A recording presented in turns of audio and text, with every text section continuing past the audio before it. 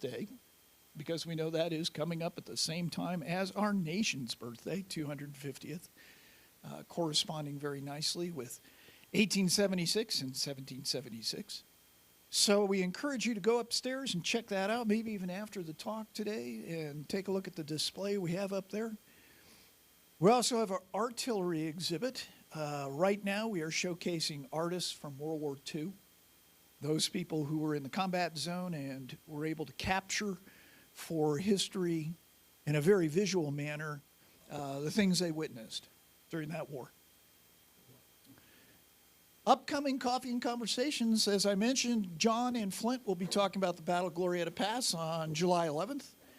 On July 25th, Carol Kendall will be talking about the Tri-Lakes project, a very important historic project here in Colorado to help with the flooding of the Cherry Creek area. So it also involved the Army Corps of Engineers creating those dam projects at Chatfield, Cherry Creek, and Bear Creek. On August 8th, we have one of our very own volunteers here, a gentleman by name of Zach, or Zarko Pandorov. And Zach served in the Serbian military. Now, I know it's a little departure from the U.S. and Colorado, but we thought it'd be interesting to hear his take on what life is like serving in a different country's military. And then August 22nd, how many of you have been upstairs and seen the wonderful collection of tiny little toy soldiers? Yeah. The gentleman who painted and built all of those is named John Carter. He's a retired teacher, a fellow wargamer like me, and a big history buff. And he's going to be telling us a little bit about Revolutionary War tactics, hopefully by using those little toy soldiers to show us how they fought. Reminders, I ask you to please sign in on the visitor's log if you have not. We have one downstairs, we have one upstairs, but we do like to track those numbers of people who attend. Please silence your cell phone or turn it off, just as a courtesy for our speaker today. We encourage you to become a museum member, yes, please, or volunteer. You can talk to any of us in a red vest or a blue vest, and we will get you the proper paperwork to sign up and become a volunteer here. It's a great organization, and definitely encourage you to do that. And along the same lines, donations. We do run on donations. We appreciate anything you can give us, even if you happen to drop a couple of dollars or $150 or whatever in any of these little jars we have around here, little donation jars. That really is something we appreciate. All righty, so then, without any further ado, what I'd like to do is introduce our speaker today. He has been a speaker here before at the museum. I'm sure many of you know him. I like to think of John Steinle as kind of Colorado's Mr. Colorado history here. And yeah, kind of giving him some big steps to step up. But he's definitely a person who knows what he's talking about. He's published quite a few incredible books about Colorado history. The one, of course, I love the most, being a resident of Evergreen, is that he wrote a history of Evergreen. And it was one of the first books I picked up when my wife and I moved there about 10 years ago, because being a historian, I wanted to know the history of the town I lived in. Come to find out that John is, if he may not be known as Mr. Colorado history, he's definitely Mr. Evergreen history. You talk to anybody up in Evergreen, and they'll say, well, yeah, you want to know more about the history of this town? You talk to John Steinle. So, and I always thought that was wonderful what he was able to put together there. I think even some of the historical markers that are up there near the spillway and stuff like that, you had work putting those together. Yeah. And a Haiwan Museum, of course, you volunteered there for quite some time. No, I didn't volunteer there. The director. Yeah. So you got paid, which is nice. It's always nice to get paid, right? Anyway. Without any further ado, I'm going to turn it over to John. He's going to be telling us about that very famous Colonel Slough today. So, John? Thank you. Could I have the remote, please? Well, you know, Bob Mulder is in the front row here, unfortunately. And if you know Bob, he's one of the preeminent collectors of Civil War items and memorabilia, probably in the entire country. And I feel a little bit surrounded today. You know, we just had the anniversary of the Battle of the Little Bighorn, where Custer got surrounded by the Sioux and the Cheyenne. I kind of feel surrounded because here's Bob in the front row, Bill Frew, Rich Swanton, John Petticolas, Flint Whitlock, all people who are knowledgeable about this time period. So I'm surrounded. So please have sympathy for me as we go ahead. No. What? No? Well, I've been told no. Don't worry, we don't take scalps. So I wanted to point out on the table over here, let me get rid of this. On the table over there, I have some sources that go into much more depth than I can today about this time period, about Colonel Slough, and about the 1st Colorado Volunteers, about the Sibley Brigade, and my own book, Colorado in the Civil War, is there. I intended to bring some books today for sale, but I picked up the wrong box, which will show you how alert I am. So, and there's the book, Colorado in the Civil War, and it's available on Amazon, it's available through Barnes & Noble, it's available through Walgreens and other selective and exclusive bookstores. So anyway, that's the book. And so here we are to talk about Colonel Slough. Now, we just had a discussion about how to pronounce his name, S-L-O-U-G-H. How would you pronounce it? Slog. Slog? Yeah. Colonel Slog. Slough. Slough, okay. Well, you know, when talking about him, I really don't want to say Colonel Slough. That doesn't sound good, but and the alternative, Colonel Slough, does not sound good either. And apparently Flint checked with the Ohio legislature pronunciation guide, and they say what, Flint? Slough. So I'm going to call it Colonel Slough. And here he is, John Slough, stormy petrel of the Civil War. Where did John Slough come from? Let's find out. He was from Cincinnati, Ohio. Any Buckeyes here? I know there's at least one. Oh, you're a Buckeye? Worthington, Ohio. Fantastic. I'm from Hamilton, Ohio, near Cincinnati. Cincinnati, Ohio, in 1829, when John Slough was born there, was a bustling, thriving, growing metropolis on the Ohio River, and his father, Matthias, was a steamboat carpenter and builder. So he was in exactly the right place at the right time to have a good living. I should say John, his father Matthias and his mother Mary were both interested in getting their children a good education, which they did. And John went to Cincinnati College, and he also went to Cincinnati Law School. Now, his father Matthias owned a coffee house near the public landing, the waterfront. He owned a tavern, a hotel, a boat provision store, and a lumber business. So, and all those businesses thrived and were extremely prosperous because Cincinnati was on its way to becoming the 6th largest city in the entire country at that time. His mother, Mary, belonged to the Daughters of Temperance Society, which I hope everyone here is very temperate. I doubt it, but so they were very respectable people. They were prosperous, and they were among Cincinnati's leading citizens. They hobnobbed and got together with the wealthiest, most prosperous, most influential people in the city of Cincinnati, the Queen City of the West. So John came from a very promising background. He had a thriving legal practice. He married a young lady named Arabella McLean. Arabella Sophia McLean. And she was the niece of the Chief Justice of the United States Supreme Court, John McLean. So very influential, again, wealthy family. So John was very well connected, and he got into politics besides his law practice, and he was elected to the the Ohio General Assembly. And this was a propitious time to be in the Ohio Assembly because the new State House, the new Capitol building in Columbus, had just opened in 1856, and here it is. It is still the Capitol building and State House for the state of Ohio today. A few little problems.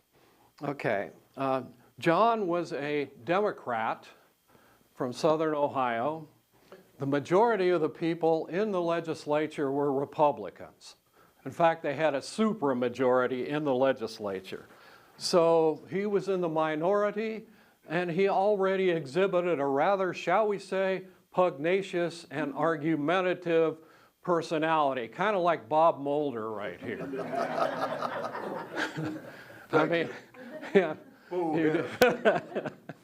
So he got into confrontations with Republican members of the legislature, sometimes amounting almost to fistfights. And there were a lot of, this was a time period when the slavery issue was starting to dominate national and state politics. You wouldn't think Ohio would be that heavily involved, but it was. Just a year or two earlier, there had been a famous case in Cincinnati that drew national attention. Under the Fugitive Slave Act, a group of slave catchers came into Cincinnati and nabbed and arrested an escaped slave. In response to that, a huge mob gathered, beat up the slave catchers and rescued the slave, and this drew national attention.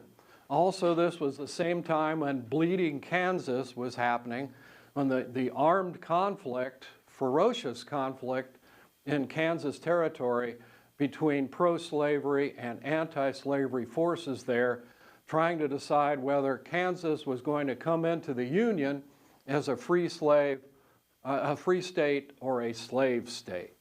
So this all infiltrated the politics in the state assembly.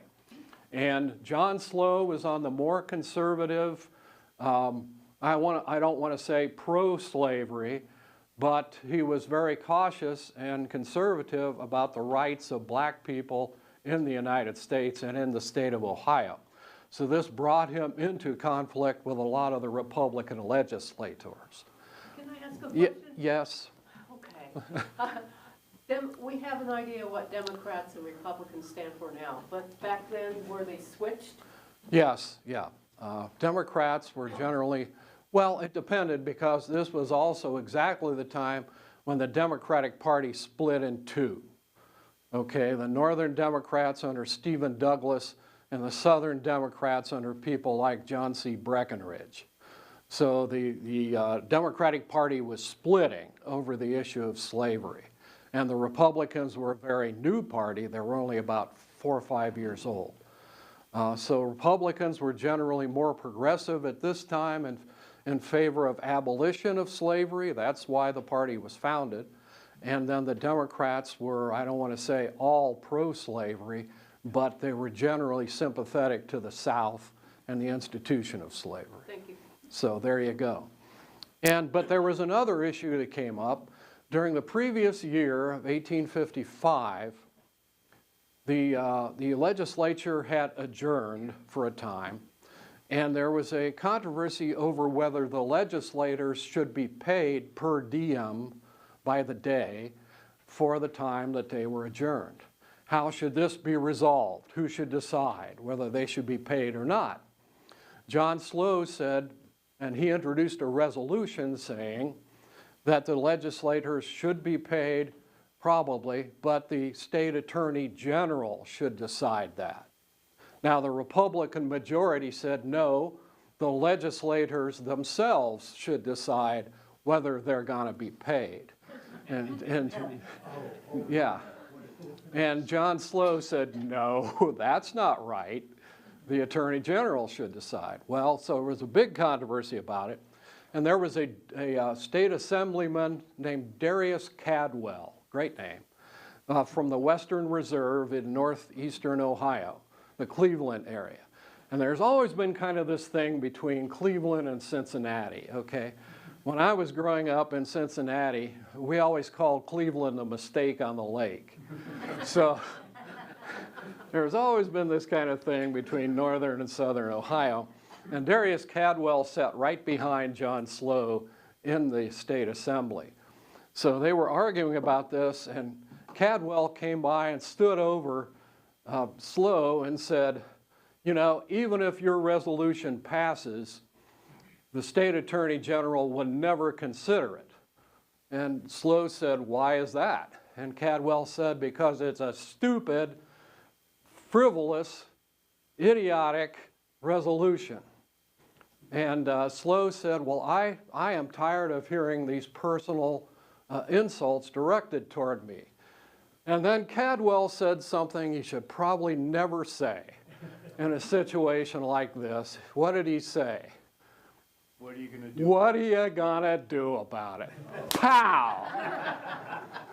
So, as Cadwell's friends picked him up off the floor, Slough called for a committee to investigate the incident, which they did. They said Slough had acted in circumstances unbecoming a gentleman, and they recommended he be expelled from the Ohio legislature, which he was. The legislature voted him out, and he was expelled from the Ohio legislature. The last time this has ever happened to any of the Ohio legislators, which is probably unfortunate. But so Slough is expelled, and he ran for re-election to his old seat and was defeated. So he is in political limbo in Ohio. Although there was a lot of support for him, one of the Democratic newspapers had a headline saying, Democratic Assemblyman plants a sockdolager between the peepers of a Republican. So there was some report, but in general, he was in disgrace politically. He felt that he had no future in politics in Ohio. So where does he go? Slough moved, he and his family, Arabella, and he had 4 children by now, and they moved to Leavenworth, Kansas, another bustling, growing, prosperous community where he established a law office, and he became involved in the Bleeding Kansas conflict on the abolitionist side. He thought Kansas should be a free state. Okay? Now, this building that I have is a very interesting place in Kansas. This is in Waubonsee, Kansas, and this is known as the Beecher Bible and Rifle Church. And this church is a product of the Bleeding Kansas controversy between pro-slavery and anti-slavery forces. This community nearby was founded by a group of abolitionists from Boston who are trying to make Kansas into a free state. And Reverend Lyman Beecher in Boston bought them 100 Bibles and 100 Sharps rifles. And they brought those with them to Kansas and founded their community there and built this church. So to me, this building exemplifies Bleeding Kansas and what John Slough and his family got into the middle of when they moved to Leavenworth. And he was a very respected attorney there. He was elected as one of the delegates to write the new Kansas Constitution, which enshrined Kansas as a free state. The vast majority of the people of Kansas voted to make it a free state. However, this Constitution that John Slough had helped write, and maybe this says a little something about his personality, he got up as the Constitutional Convention was adjourning and said, I can't vote for this Constitution that I helped write. Okay. And he had several objections to it. Okay, and they had to do with the boundaries of the state of Kansas. He wanted a further boundary to the north into what is now Nebraska. And the reason for that was everyone anticipated that a transcontinental railroad would be built, and it would probably go through that central route. So if that was part of Kansas, Kansas would reap the benefits, not Nebraska. So that's one of the reasons. He also wanted Kansas to include us. He wanted to keep including what we now call part of Colorado in the state of Kansas. So these are some of the reasons. He also wanted to specify that the Kansas state public schools would be segregated. Okay, this shows his prejudice against black people. He said, why should our white children be forced to sit in the same classrooms with inferior black children? So this was John Slough's attitude. All right, and he also was dubious about allowing black people to even be able to settle in the state of Kansas. So these were John Slough's opinions, and he did not present this in a fiery, confrontational way. He presented his opinions in a very statesmanlike and restrained manner. So people respected him for having his own opinions and presenting them in a logical way. Yeah, Rich. Sounds like he's talking out of both sides of his face at the same time. Well, no, I don't think so. I think his opinions were logical and consistent. He wanted Kansas to be a free state, but he didn't necessarily want what he considered to be a disruptive element in the state because there would still be racial prejudice and conflict. Yes? I just want to say that we measure history by our own yardstick. We are not under the same conditions. We don't see the same things they saw or lived with.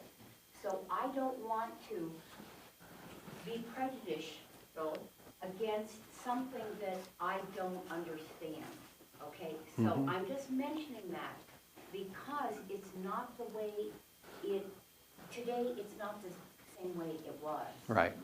Okay. Well, I should say after this pronouncement at the State Constitutional Convention in Wyandotte, Kansas, obviously Slough was on the outs because when the Constitution came up for a vote by the people of Kansas, they overwhelmingly voted, like 2/3 to 1/3, to adopt it. So this became the state constitution of the new state of Kansas. So John Slough is out in political limbo yet again because he was in opposition to the Constitution. And there are some other problems at the same time. There was a severe drought in Kansas. So instead of people flooding in to settle in Kansas as they had when he moved there, people are starting to move out of Kansas. And the flow into the state is drying up. So where does he go to renew himself and restore the fortunes of he and his family? Oh, gee, what do I hear? There's something going on out to the west. They found gold. They found gold in the Pikes Peak region. This sounds like an interesting case where I might be able to go out there and reestablish myself and make a fortune. So in 1861, John and his family moved to Denver. I should say this is incorrect. It should be 1861. And by this time, when he moved there, Colorado was just being established as a territory. In March 1st of 1861 is when it was signed by, it was one of the last acts of President Buchanan. Just before President Lincoln was inaugurated, Colorado became a territory. So when at the same time John moved here, the court system was being established, a peer review system for the bar, for the lawyers was being established, and he helped set all this up. He was instrumental in creating the legal framework of the territory of Colorado. Besides his law practice in Denver, and he became a judge in Denver. So he again, okay, we're moving forward. This is wonderful. Everything is rainbows and unicorns. And we have a little problem, though. April of 1861. Now, people in Kansas will tell you the Civil War didn't really begin in 1861. It began in 1855-56 in Kansas with the Bleeding Kansas conflict. And they have some justification for saying that. But for most of us, the Civil War started in mid-April 1861 when the Confederate forces fired on Fort Sumter in Charleston Harbor. South Carolina. Yes, sir, boss. So we have two representatives here of the group that fired upon Fort Sumter, which were Citadel cadets. You guys did it? We did it. On January 9th, 1861. Not that we know this. Are you sure? We are certain. Are you certain about that? Yes, we are. Should we put him under arrest? My family was not in the country at the time, but Now wait a minute. Didn't Edmund Ruffin fire the first shot? no, it was at Haynesworth and Pickens. Okay, so we already have a historical controversy right here in our midst. So I'm going to say what? The ship upon which we fired and every other Citadel traditional lore is that it was after a senior party. Okay, well, let me go ahead, okay? Yeah, we can, you can ask questions of these experts after the talk. So and John Slough was among the very prominent Denverites who greeted the territorial governor when he arrived in Denver in May of 1861, and that was William Gilpin. Now, William Gilpin was a very experienced frontiersman. He had served in the West in the U.S. Army during the war with Mexico and afterward. He was a big booster of Western expansion and development.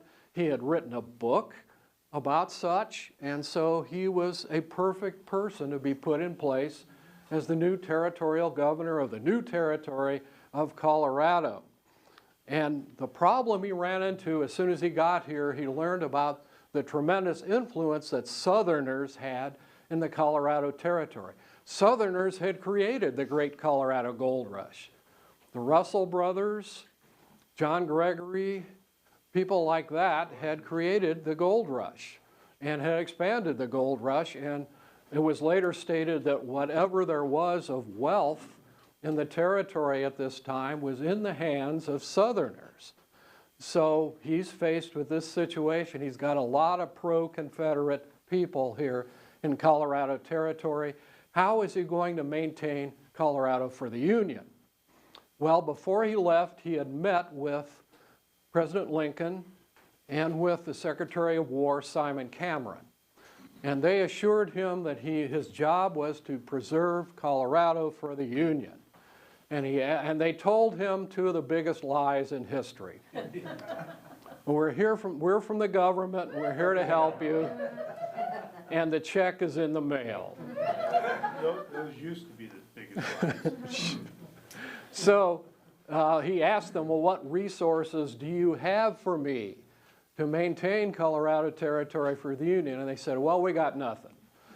But they basically said, you know, do what you feel you have to do and we'll support you.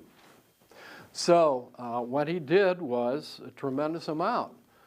He had a large military base, Camp Weld, built just south of Denver, tremendous expense, and he also organized and recruited a Denver City Home Guard, 2 companies, about 200 men, and also 2 companies of independent infantry soldiers.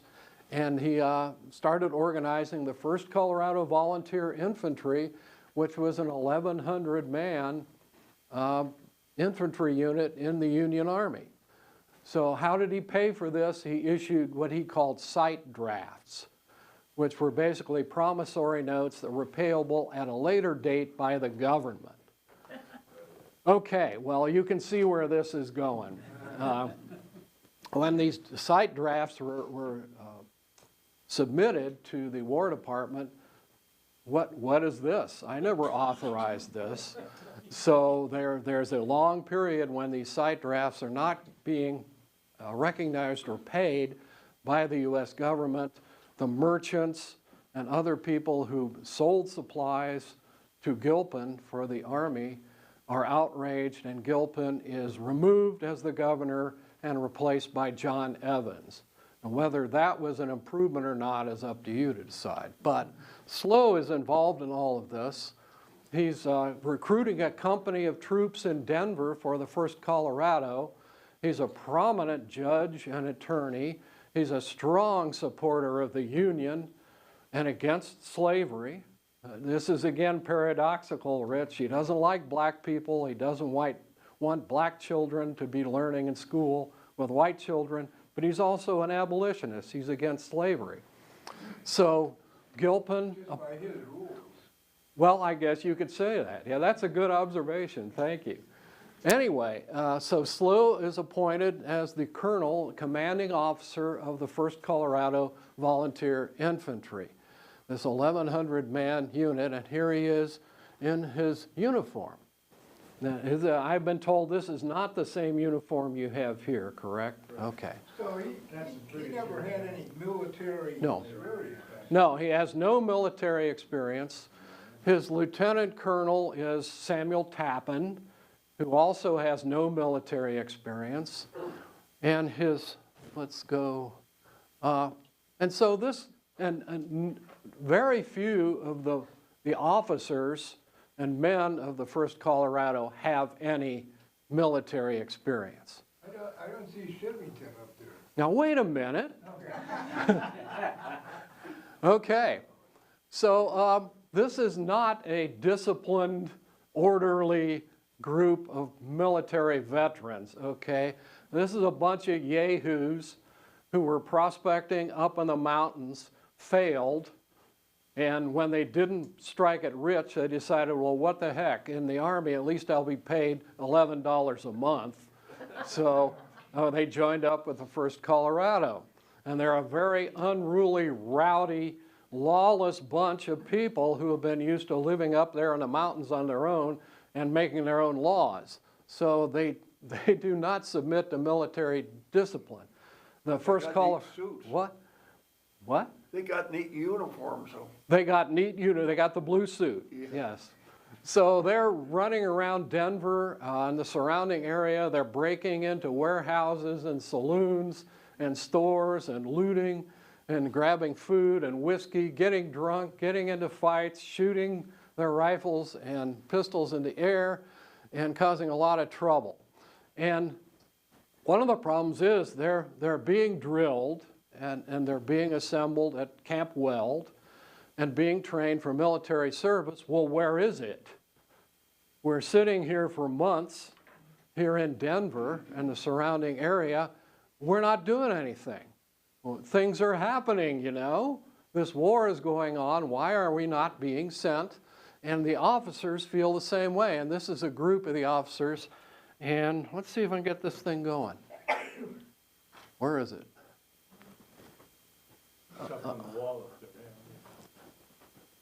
Well, okay, I'm just going to point him out. This guy, Charles Kerber, is one of the company commanders, and we'll be talking about him when we get to the march toward Glorieta Pass.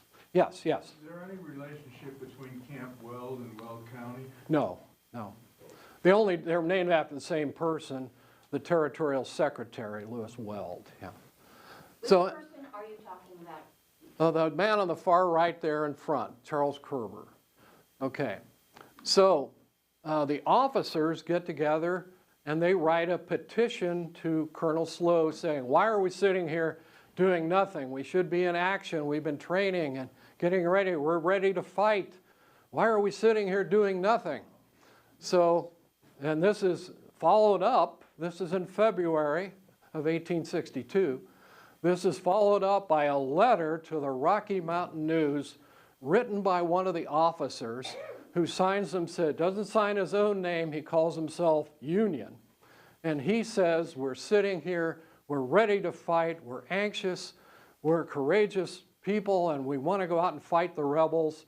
And the only reason we're here is because our colonel is a coward. Okay. So here we are, and actually one of the companies in the 1st Colorado mutinies. And they are sitting there, they say, we're tired of sitting here doing nothing, we're out of here. And so they're discharged, the whole company, including the commander, is discharged by Colonel Slough, and later the company is recruited back up. So he's got a company that mutinies. He's got officers that are criticizing him for his inaction. He's got one of the officers at least calling him a coward publicly. So this is not a well-disciplined, unified military group. And I'm sorry, Rich, I know you belong to the 1st Colorado, but, and as late as 1864, there was a mutiny in the 1st Colorado at Fort Lyon. So this never melded into a really solid, disciplined military unit. There was always this conflict and kind of ferment inside the 1st Colorado Regiment. The 2nd Colorado was very different. They were a really solid, well-disciplined group, and that's probably because their top commanding officers, Colonel Jesse Leavenworth and Lieutenant Colonel Theodore Dodd, were both West Point graduates.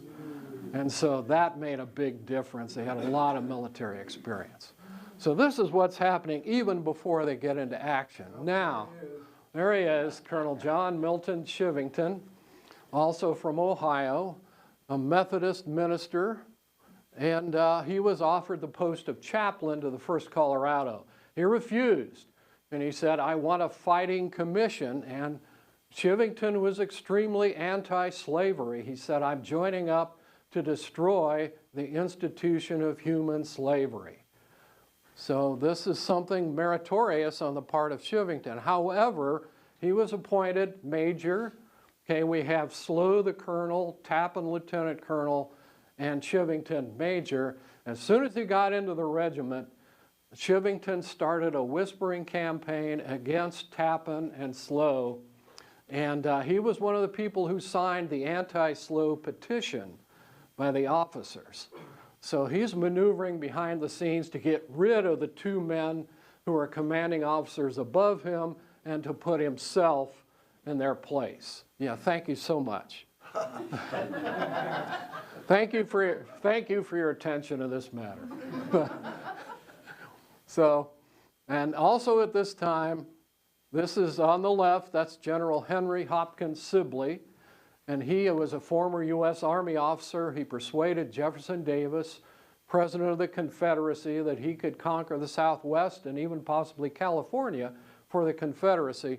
And he organized a brigade, about 3,000 men strong, in Texas, and started to move north along the Rio Grande River. On the right is Simeon Jasper Cruz, who was one of the soldiers in what was called the Sibley Brigade. And you can see, would you go up against this guy? So these are the West Point graduate too, wasn't he? who, Sibley? No, I don't think so. It looks like he's shaving with a sword. Yeah, this is a face only a mother could love, maybe.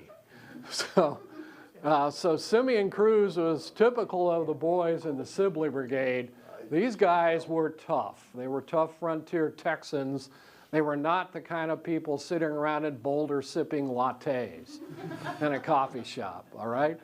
So they moved north and they defeated the Union troops under Colonel Edward Canby at the Battle of Valverde, and I happen to have some artifacts here today that were dug at one of the Texas camps near the battlefield of Valverde. No, don't, okay?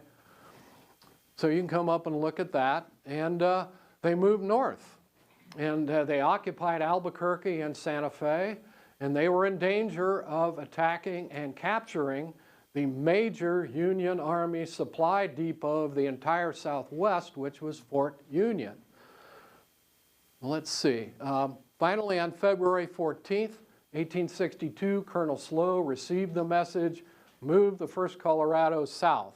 And so they started south toward New Mexico to counter this threat. They left on February 22nd, often marching the 350 miles to Fort Union in extremely poor weather, especially around Raton Pass when they ran into a blizzard. So these guys, they may be undisciplined, they may be rowdy, but they are tough. And they're able to endure all this and do this march. The last two, let's see if I have this. Okay, here's a little. Can you tell us why they had to leave in the middle of the winter? Again. Because they were, the Confederate Army was advancing, was in Santa Fe and was advancing toward Fort Union. And it was an emergency. They had to go. So this is a little, and I can't get this thing. Yeah, you do, it's just. There is a manual pointer over there, John, on your. Oh, I see it. Okay, Unfortunately, the laser one doesn't work. okay. It's an extension. So this is, Extends, pull it out. oh, You need some instructions. okay, so you can see here's the route of the Sibley Brigade. They're going north from Fort Bliss. They're traveling up the Rio Grande Valley, and they get to Fort Craig, the Union fort here along the river, and they lure Colonel Canby and his troops out of the fort, and there's a big battle. This is the largest battle of the New Mexico campaign at what's known as Valverde. There was an abandoned village there called Valverde. So this is where the battle is fought. The culminating event of the battle is a charge of about 800 screaming Texans across the riverbed who capture the artillery battery. That's the center of the Union line, and the whole Union line of battle collapses. The troops scuttle back into Fort Craig, and Sibley and the Sibley Brigade proceed north. They take over Albuquerque, and General Sibley announces this is now the Confederate territory of New Mexico. And quite a few years ago, we reenacted that. The Confederate reenactors, which I was with, we marched about 7 miles into the plaza in Albuquerque, and I don't think anybody got permission to do this, but we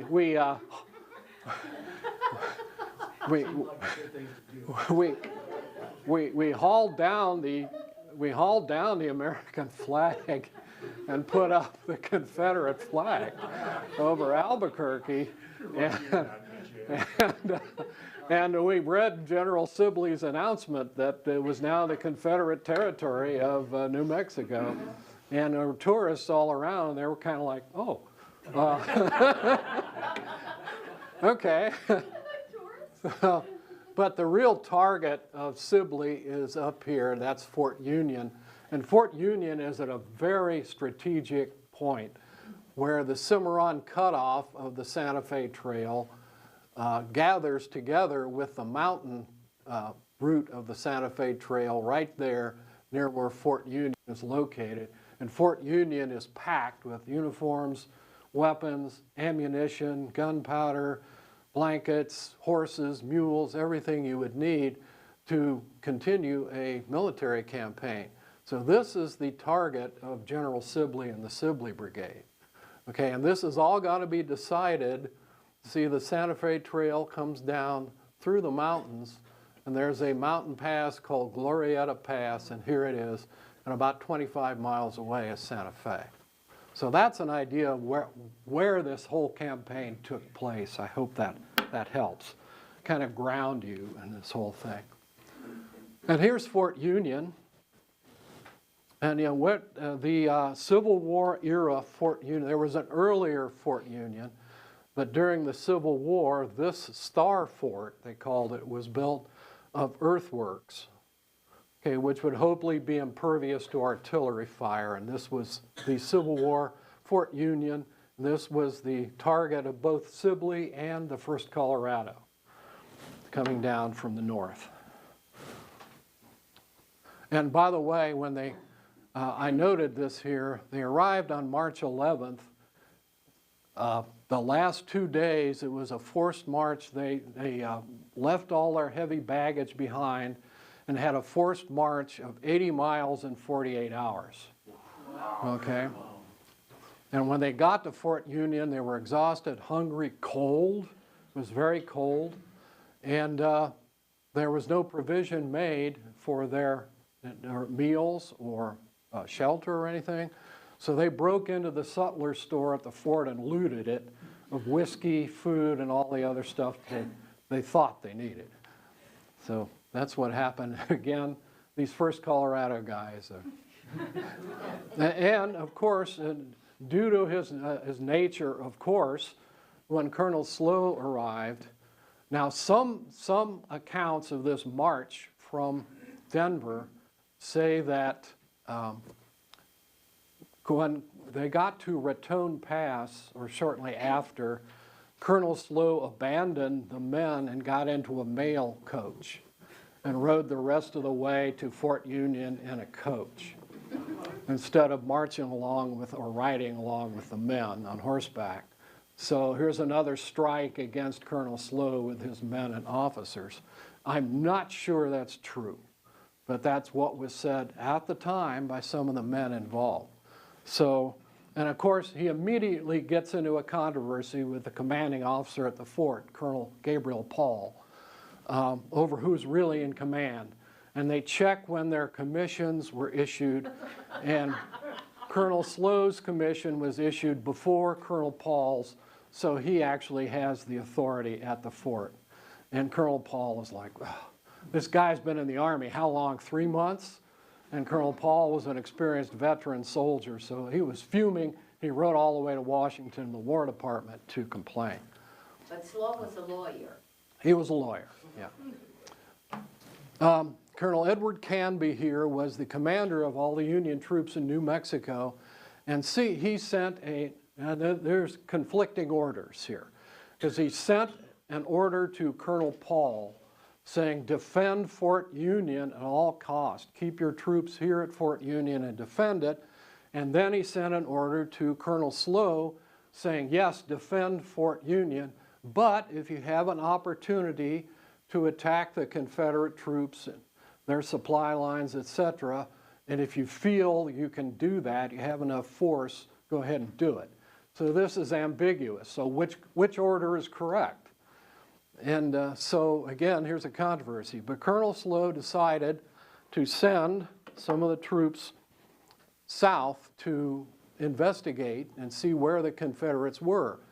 And on March 26th, they ran into the Texans, who had moved north or had moved along the Santa Fe Trail from Santa Fe, and the two forces collided at Apache Canyon, which is a narrow passageway in the mountains, like I said, about 25, 30 miles from Santa Fe.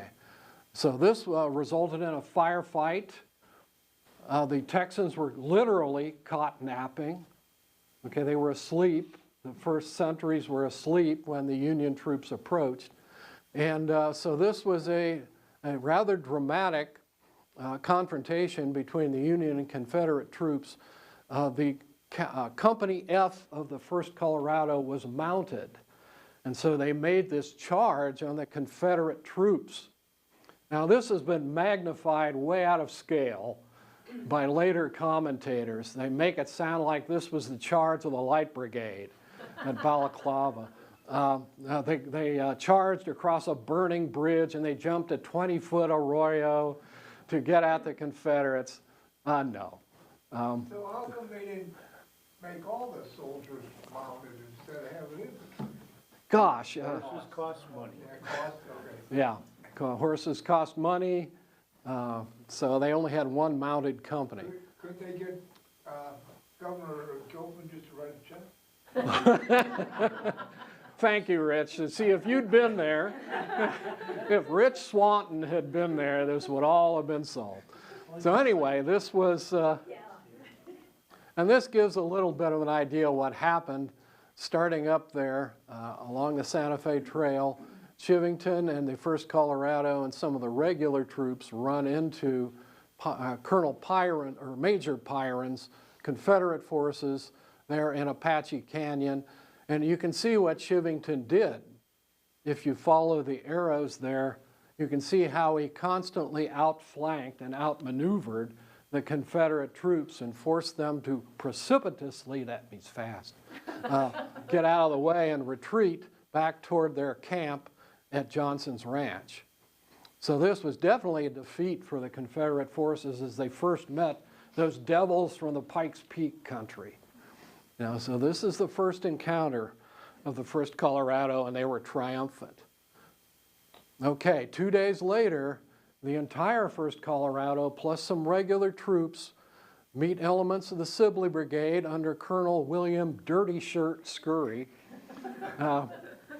Now, Bob Mulder, the great expert, claims that the Confederates won the Battle of the Nicknames. Okay, because the Sibley Brigade soldiers, the Confederate troops' nickname for General Sibley was the Walking Whiskey Keg, because apparently he was fond of his liquor, quite fond. And then William Dirty Shirt Scurry was the commander of this contingent at Glorieta Pass. Now, if you go there to the battlefield, this is a broken terrain. It's hilly, it's broken, it's rugged, it's rocky, there's pinon pines everywhere. So it was a very confusing action. And Mr. Petticolas's ancestor was in the Sibley Brigade. He was wearing a captured Union overcoat.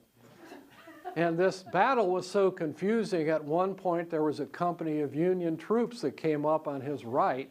He had gone up a hill to try to get a pot shot, and all of a sudden he looked over and there's all these Union troops just to his right. So the company commander, I can't remember which one it was, came over and said, "Hey, what are you doing?" And Petticola said, "Well, I'm trying to get a shot at them over there." And the commander said, "Shot at who?" and Petticola said, "Oh, the enemy." So the Union company commander said, "That's a great idea." He said, "Why don't you go on over there? Maybe you could, you know." So he scuttles on over there and gets away. But these are the confusing kind of things that happened in this battle, just because the terrain was so broken and sight lines were so difficult to get. So it was a confusing all-day battle. There were two different successive battle lines set up by Colonel Slough. And both of them were eventually, toward the end of the day, outflanked by the superior in numbers Confederate troops. I was going to say the superior Confederate troops, but given the audience here, I'm not going to say that. They were superior in numbers to the Union troops right here at the battlefield. And the second battle line of the Union troops centered on Pigeon's Ranch, which was a group of adobe buildings, corral walls, etc., which was an excellent defensive point. The problem being that the Confederate forces were able to force their way up what's now called Artillery Hill and Sharpshooter Ridge and shoot down at the Union troops. So Colonel Slough knew, we got to get out of here. So he had the troops retreat in good order. This was not a rout like the first Battle of Bull Run. People weren't, running away. And an orderly retreat about 4 miles back to Kozlowski's ranch. Okay, so this was the Battle of Glorieta Pass. So why is this considered a Union victory? Well, here we go. If you look at where it says Shivington's March, Colonel Slough had sent about 488, about 500 troops under Major Shivington to outflank the Confederate battle line and attack from the rear. Well, they went up Glorieta Mesa and traveled under the guidance of two local people who were their guides, and they found themselves, as they got to the edge of the mesa, not looking down at the actual battle. They were looking down at 80 supply wagons from the Confederate Army.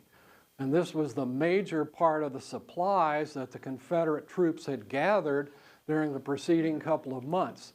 And these wagons, which would carry a couple of tons each, were filled with blankets, ammunition, weapons, uniforms, food, everything that the Confederate Army needed to continue its advance toward Fort Union.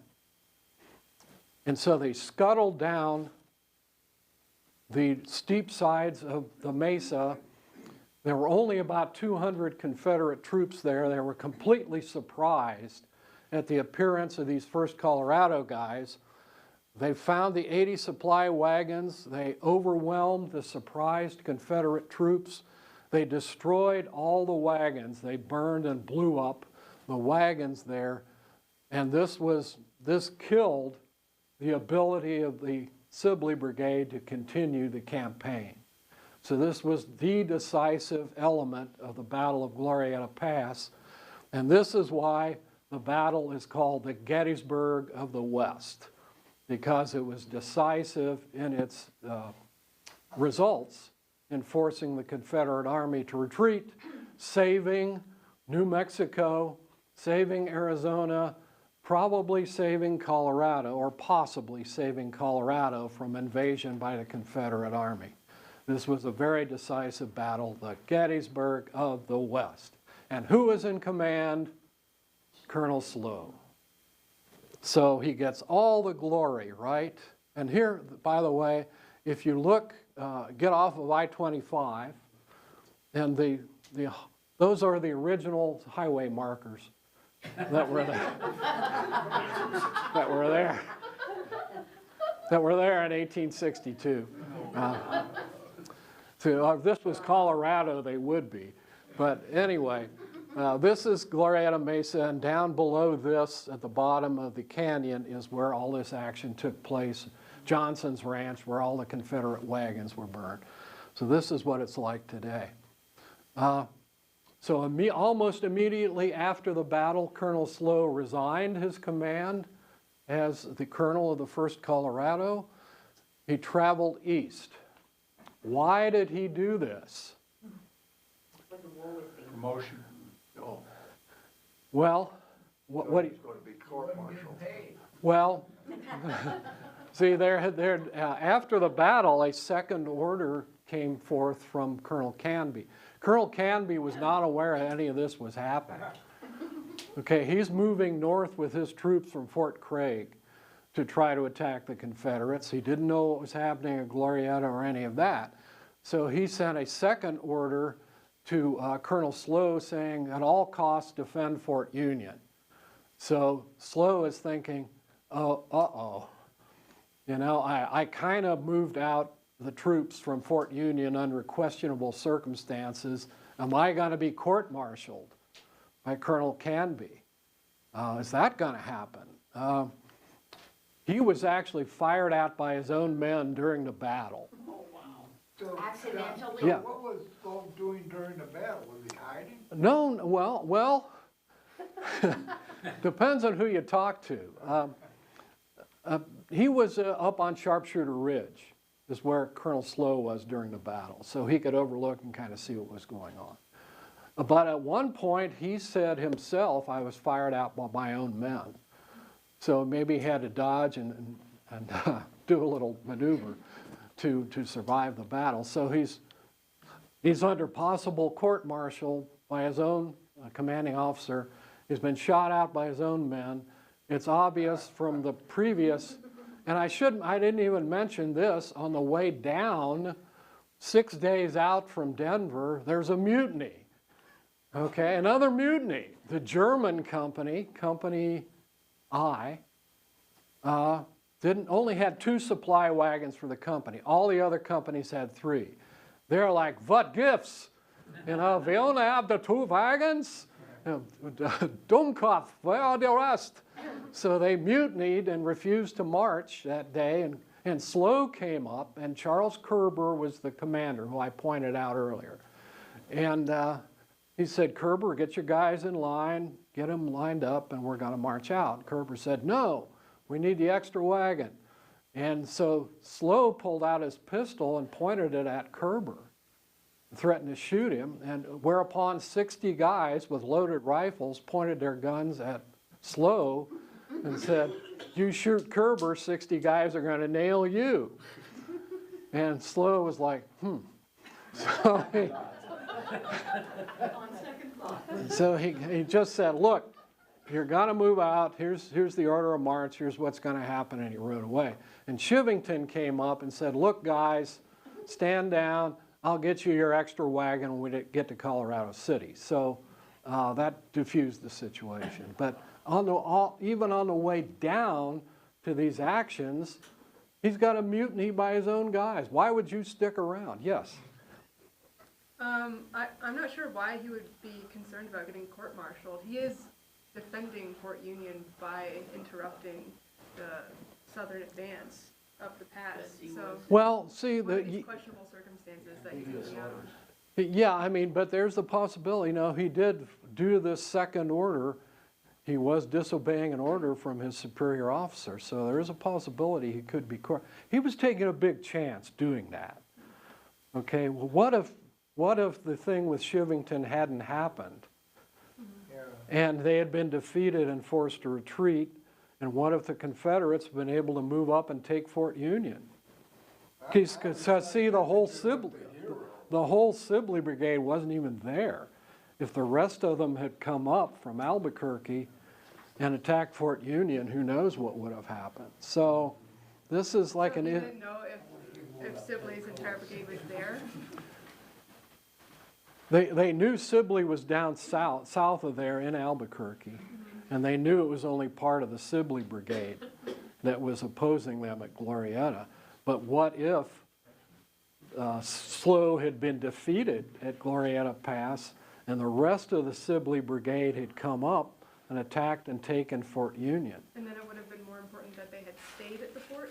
It would have been. Okay. It would have been. Yes, In the learning of history of Colorado, you do not hear of Colonel Slough. It's Chivington that you hear did the battle and went to Well, Mexico. see? Yes, right. And so who really won, who did what? At the Battle of Glorieta Pass, Slough was in command of the main battle line, but he got forced to retreat. I don't want to say defeated, because they weren't crushed or anything, but they were forced to retreat. And then Chivington comes out and eliminates the ability of the Confederate Army to continue. He's the hero. Okay, so all the guys are like, yeah, Chivington, he's our guy. Yes, John. So there are some accounts or rumors that Chivington really was kind of meek and not really aggressive, and he was convinced by his junior officers to go down and burn the wagons and attack the 200 Well, people supporting the wagon. he came on an unexpected situation that he took advantage of. He didn't know he was going to reach that wagon train. But when he saw it, he took advantage of it. So he becomes the hero of the Battle of Glorieta Pass. And so when Slough resigns, usually when the colonel commanding the regiment resigns from command, who moves in? The lieutenant colonel, Samuel Tappan. But the guys were so enthusiastic about Chivington that Tappan realized it isn't going to work for me to move in there. So Chivington moves in and becomes the colonel commanding the 1st Colorado Volunteers, which will be the way it is till just about the end of the war. What happened to Tappan? He was still a lieutenant colonel, and he served with the 1st Colorado through the rest of the war. And he eventually, Tappan was an abolitionist, and he was a crusader on behalf of Native American rights. So he became very important even after the war as a treaty commissioner. So he was an exceedingly cool guy, as opposed to Chivington, who was kind of a jerk. But anyway. Do you have any idea who the other major in the 1st Colorado was? Well, it was Major Ned Winecoop. Winecoop. Yeah. I'm sorry, but who was the good guy? Yeah, Tappan. Tappan was a good guy. So Slough resigns and goes east, and he's appointed to brigadier general because he has back east, he has a good reputation as the victor of Glorieta Pass. And he's assigned to commanding a brigade of troops here at Harper's Ferry, Virginia, which is now West Virginia. And that's a very strategic point, again, on the route toward Washington. So this is important. And the Slough Brigade becomes known as the Slough Brigade, which is kind of a bad. But anyway, the Slough Brigade, there are 5 regiments in the Slough Brigade from Maryland, Pennsylvania, and New York. And they have quite a bit of, he gathers quite a bit of esprit de corps for his brigade. During Jackson's Valley campaign in the spring of 1862, in May, there was a threat of attack by Jackson's men on Harper's Ferry. And there was a strategic point that had to be defended, and the commander assigns the Slough Brigade to be in that strategic point as the most important troops in Harper's Ferry. So they have a really good reputation under Colonel Slough. And yeah, so he does a good job in Harper's Ferry, and one of the things he does, the 60th New York was one of the regiments under his command, and they had a great regimental band. Here they are, the brass band. And, but then orders came forth from Washington to abolish the regimental brass bands. It was felt this was an unnecessary expense and luxury for the troops to have. So Slough grabs the band and makes it the Slough Brigade Band. Okay, nobody said anything and said that a brigade couldn't have a band. So I got my own band here. I got my brass band, and they're apparently one of the best bands in the Army. So eventually followed him through to his new posting because he's ambitious and he's constantly writing to Washington saying, hey, I don't have enough rank, okay? I'm only a brigadier general. You know, I should be made a major general commanding a division instead of just a brigadier general commanding this pitiful little brigade at Harper's Ferry. So as they, yes? Was Slough still at Harper's Ferry when Jackson captured it right before No, Antietam? no. He didn't surrender with that? No, he was out of there by then because there was another emergency, and the War Department looked around and said, okay, this guy met with this emergency out in New Mexico territory, and he met with this emergency against Jackson's troops at Harper's Ferry. Maybe this is a good guy to deal with this new emergency. And the new emergency was in Alexandria, Virginia. Okay, Alexandria was the gateway, the southern gateway to Washington, D.C., right across the Potomac River from Washington. And at this time, and of course it was vital that it remain in Union hands. It's full of Confederate sympathizers and spies. That's one problem. But the big problem is this is the time period, and here's General Slough. And I don't believe this is the cap and uniform you have here. I think this is different. So anyway, General Slough was assigned as commander of the Alexandria Military District. This was just after the Peninsula Campaign under when General McClellan ignominiously failed to capture Richmond. And the Army was moved back to Washington area. The defenses of Washington, they were demoralized. They felt they'd been defeated by the Confederate Army under General Robert E. Lee. And so Alexandria was full of AWOL soldiers who were drunk. They were breaking into stores. They were rioting. They were fighting. They were firing their guns. The whole city was crowded with these demoralized soldiers. This is after Second Manassas? This is just before Second Manassas. So Slough moves in as the military commander, and he immediately orders, he has 2 regiments of troops under his command, and he immediately orders them to clean up the situation. So they go out in a matter of days. They've gathered up these demoralized, drunken soldiers who were separated from their commands and sent them back to their units. So within a couple of days, Slough has solved this situation. But then the Battle of Second Manassas happens, and the same thing. The Union Army under General John Pope is crushed, just absolutely smashed by Lee, Jackson, and Longstreet at the Battle of Second Bull Run, and General Stuart at the Battle of Second Manassas or Second Bull Run.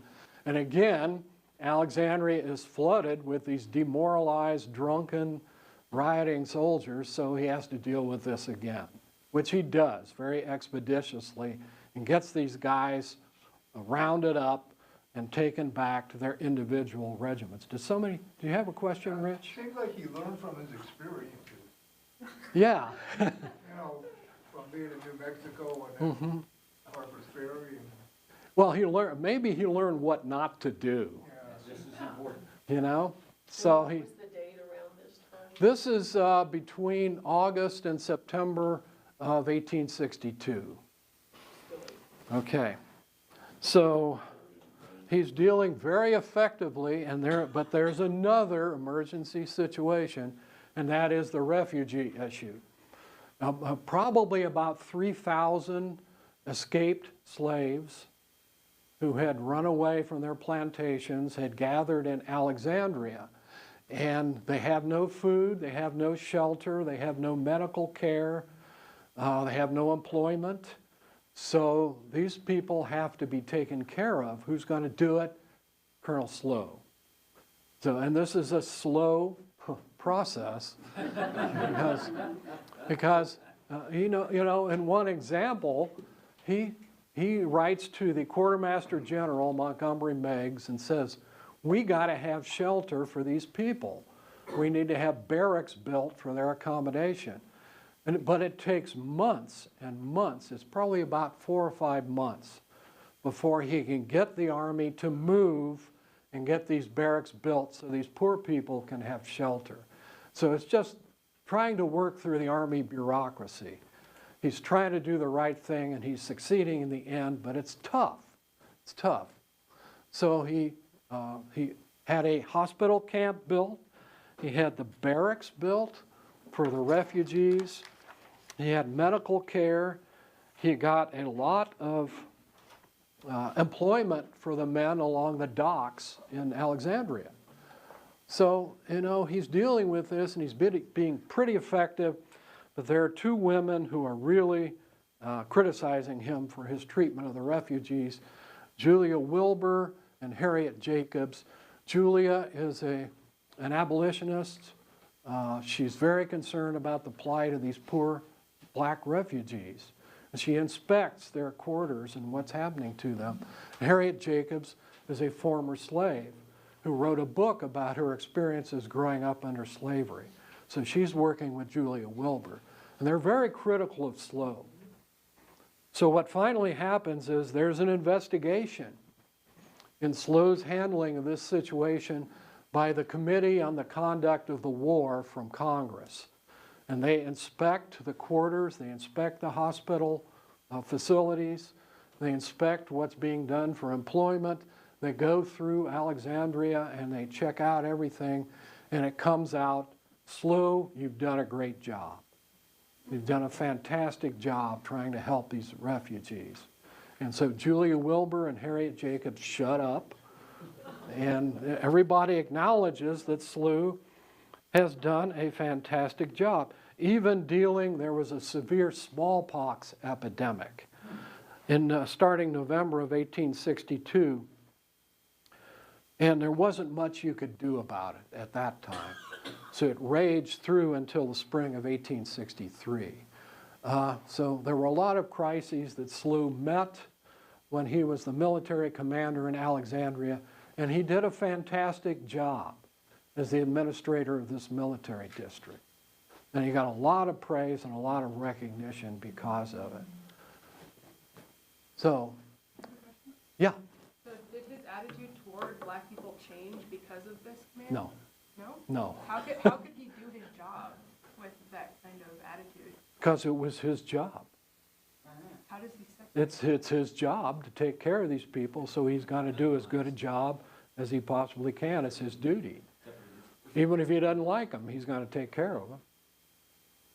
How do you do that well without? Yes. Hi, Mike. Just as a comment, I ended up visiting, while in Gettysburg, one of these places that sell and collect artifacts, and I saw they had a saber or sword, jewel encrusted, that was presented to General Slough by the citizens of Alexandria after all this stuff occurred. Yeah. Appreciation for what he accomplished. Right. It was a beautiful sword. Yeah, a tremendous amount of praise and recognition for General Slough from what he did here. And one of the things the War Department suggested to Slough was one way you could help out the refugees is start recruiting the men into the Union Army. And he didn't do that. He said, these people, these black people, they're not going to make good soldiers. Come on. So he never did recruit any black troops. Yes? Lincoln did not want the black slaves in the Union Army, though. Well, yeah, he did. He waited until the right moment to start recruiting for them. Yes? Yeah, there was a lot of nuance to a lot of the Northerners in those days, in their opinion about slavery. Even amongst the abolitionists, you found people that wanted the slaves to be free, but they didn't believe in racial equality. Right. So that was a pretty common thought process. Yeah, right. Okay, now one of the things, a few years ago, well actually 12 years ago, when I was in Alexandria, this had just been established. The refugee cemetery, what was called the Contraband and Freedmen Cemetery in Alexandria, had just been rediscovered in 1996. They were doing archaeology work because a new gas station was being built. And in Alexandria, you need to do archaeology work before you can proceed with something like that, because there's so much stuff in Alexandria going back into the 18th century. So they found the cemetery, and they were able to identify a lot of the people who were buried there according to the original records. So there's a wall of names there now, and there were more than 1,700 people buried in this cemetery, and so it's a really fantastic place to visit in Alexandria. So just a tip. So what did you want to say, Rich? So was that a mass grave? No, these were individual graves that were not buried in a mass grave. So the end of the war happens in April 1865. Some people say it never ended. And if you go to Georgia, that's kind of logical. But anyway, the two-day grand parade was held, and this is one of the images from that parade of the cavalry. And the men in the volunteer regiments were being mustered out and started to go home. So John Slough feels, my job is over, my job is finished. He resigns his commission as an officer, and he starts to establish a law office in D.C., but he has bigger ambitions than just that. So where is he going to go? He goes right back here to Denver. Because what happened to John Evans, the territorial governor? It was after the Sand Creek Massacre, he was forced to resign because of his association with it. And so the territorial governor's job is open. Who's going to fill it? John Slough says, who's better qualified than me? Been there. So he comes out here and he's campaigning to become the territorial governor. Well, he doesn't. Instead, President Johnson appoints him as the Chief Justice of the New Mexico Territorial Supreme Court. And so he gathers Arabella, the kids, and they start to travel out here from Denver, and they're traveling along with the new territorial governor, Robert Mitchell, and his family. So what a great introduction to Santa Fe, New Mexico. He's traveling along with the territorial governor. Again, rainbows and unicorns. A great situation. And for a time, everything, and I should mention, this is Santa Fe in about 1870. Santa Fe at this time was not the manicured tourist trap that it is today. Santa Fe, every single person who I've read gave a description of Santa Fe from the 1840s through the early 1900s, said this place is, well, anyway, it's, yeah, it's dirty, it's dusty, it's dreary, it's most of the stores are taverns or whorehouses, it's lawless, it's a horrible place. It did have a cathedral, though. They had a nice cathedral. That's about it. So anyway, but he gets there and he starts his routine as the Chief Justice of the Supreme Court. And in those days, you had to, the justices on the Supreme Court had to travel the circuit to the county courthouses to hold court in a local court. So it was an appellate court. So, and so he starts running around all over the territory, and this is a little wearing on him and the family, but he has to do a lot of traveling during his duties as the Supreme Court Justice, the Chief Justice. Yeah. The people in New Mexico, they didn't support the Confederacy. So? Well, I read where they tried to live off the land and the people wouldn't even pay them. Well, what's that got to do with this? I'm just bringing it up. Oh, thank you, Rich. Thank you, Rich. So anyway, so everything for a time, he's getting acquainted with the people all over New Mexico. He's holding court. He's establishing new rules for the different procedures in the courthouses. And everything seemed to be running smoothly for about a year, year and a half. And then, for some reason, things seemed to fall apart. One of the things that happened, this is Jose Francisco Chavez. And Chavez had been an officer in the 2nd New Mexico Volunteers during the Civil War who was notable for his bravery in individual actions against the Confederates. He was very popular, very influential, very wealthy. As you can tell, this is not some peon right off the street. So he became the territorial delegate to Congress, the U.S. Congress from New Mexico. So this is an important guy. He's running for re-election as delegate, as territorial delegate. And of course, guess who opposes his re-election? John P. Slough. He supports another candidate. So he's got Chavez, one of the most important people in New Mexico, against him. And he gets on the outs with the governor, Governor Mitchell. There had been a situation where an elderly man had sold liquor to Indians, and he was arraigned. He was arrested and arraigned in front of a court with Slough presiding, and it was a hung jury. Okay, so they tried him again. I don't know how you can do this, but they tried him again, and he was convicted this time. And then Governor Mitchell looked at the case and said, why are we sending this old man, this 80-year-old man, to prison? I don't agree with this. So Mitchell pardoned him.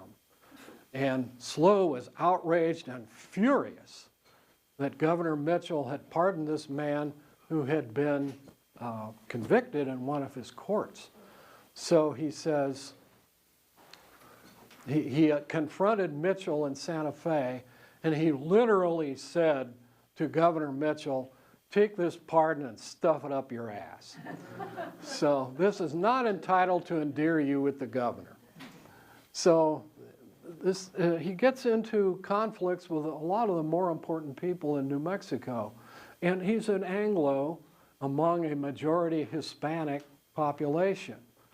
So he runs his courthouse in a very rigid, procedural manner. And this is not how you run courts and juries and everything in New Mexico. Trials in New Mexico in the courts are more about who's related to who than they are about what evidence is being produced. So he runs into all this, and he's got a lot of people against him. So this is the San Miguel County Courthouse and Jail, by the way. So another problem is he's trying to, peonage is where you get into debt with somebody like Chavez, and to pay off your debt, you basically become a slave to the family. It's like indentured servitude or slavery to the family. And Slough is saying this is illegal, it's slavery, we're going to eliminate it. So this, again, who does this piss off? It makes angry the most wealthy and influential men in the territory are taking advantage of peonage. So he also says the Indians living in the different pueblos, like the Cochiti Pueblo, are U.S. citizens and can vote and testify in court. What? You mean an Indian can testify against a white man? Oh, no. So this raises a lot of controversy. So political insults, he started to insult people and get into fights with people who opposed him. So finally, a man named William Reinerson, who was in the territorial legislature, introduced a resolution to censure Slough. And Slough publicly made, if you read what he said, made very, very vile, obscene remarks about Reinerson. So when Reinerson hears about this on December 15th of 1867, he cornered Slough at the Exchange Hotel. This is the Exchange Hotel in Santa Fe, pulled out a Colt revolver and said, "You got to take it back." Slough said, "I don't intend to take anything back." So blam! Reinerson shoots him, mortally wounds him, and Slough dies a couple of days later. And this is the end of John P. Slough. So what can you say? You know, so let me ask you, was John P. Slough torpedoed by his own contentious personality? Yes. Yes. I would say so. Wait a minute, I haven't finished. Or was he thrust into controversial situations where he was forced to act the way that he did? Yes. I think the latter is consistent with his personality. He stood behind his convictions, and in the end, he got shot and killed, ironically, after the war, about things that the war was fought over. Okay. Where's he buried? He's buried in Spring Grove Cemetery in Cincinnati. They shipped him home. Yeah, they did. With his family, What? around his family. Arabella and the kids went back to Cincinnati. She married a man named Probasco, and the Probasco name is very prominent in Cincinnati, a very wealthy, important family. And then he died only a few years later, so she moved to Washington, D.C. and worked as a clerk in a patent office, which was often a job that was given to widows of soldiers. So, and she died in, I believe, 1912. What happened to Shivington? Oh, Shivington, well, after the whole Sand Creek deal, it became very controversial. He had a lot of support, but it was very controversial. So eventually he moved back to Ohio. He became a newspaper editor, and he worked there for a while, and then he returned to Denver and became one of the officials in the Denver coroner's office, which kind of seems appropriate if you think about it. And when he died in the early 1890s, he had one of the largest funerals ever seen in Denver. And he's buried at Fairmount Cemetery, which various items are often left on his grave. So we won't go into that. But anyway, so that's the end. But legacy, if you go down to New Mexico, right off of I-25, you'll find this is the only surviving building from Pigeons Ranch, which was the center of the Union defensive line at the Battle of Glorieta Pass. And what happened there? Troops under John Slough defeated the Confederates, forced them to retreat back to Texas, which we've been trying to do to ever since to the Texans, and saving the entire American Southwest and possibly Colorado from Confederate domination. So does he deserve some credit? Yes, he does. So this is the legacy. Okay. How about Reinerson? What happened to him? You know, I can't tell you that. He continued in the legislature. So nothing happened by Oh, well, I can tell you. Reinerson was tried for, the judge who was presiding over Reinerson's trial was allied with Chavez. Oh. Okay? So what the judge said was he was justified to kill Slough because he was defending his honor. Okay, so Reinerson never went to jail. He continued happily on as a member of the legislature. How old was Slough when he was killed? I think it was 38. 38? Yeah. 38. Had quite a career. Okay. Kind of to answer. Yeah. Kind of to go back and answer your question, John, you were talking about man of the times or times of the man. It reminds me, I think about a lot of the politicians and union generals during this time period. We live in kind of a slightly different society nowadays, but boasting, bragging, being bombastic, that was almost like an expected part of your personality. I think about people like John Pope, Joseph Hooker. Sickles. Yeah, people like that. I mean, it was almost like that was what made these great men, but at the same time, we can't necessarily say it was a wonderful part of their personality. Right. Yeah, I was talking to, we were going through the exhibits upstairs. I was going through those with a friend of mine, and we happened to talk about Douglas MacArthur. And he said, yes, a great man who could also be the world's biggest asshole. Anyway, I want you guys to go ahead and thank John Steinle, please. Thank you very much. One more time, I'm going to go ahead and mention that John's book, Colorado and the Civil War, and many of his other books, they are available on Amazon, right? Yes. Oh, Yes. I should mention, I have a new one coming out in late October from Arcadia Publishing, the same publishers, and it's called Colorado's World War II Home Front. So, yeah, be anticipatory. Okay, thank you. You bet. Thank you. I never told you who I was. Oh, There's me thank you. And my email address and what I gave you, so Yes, just as a thank reminder. you. I need to remind you two famous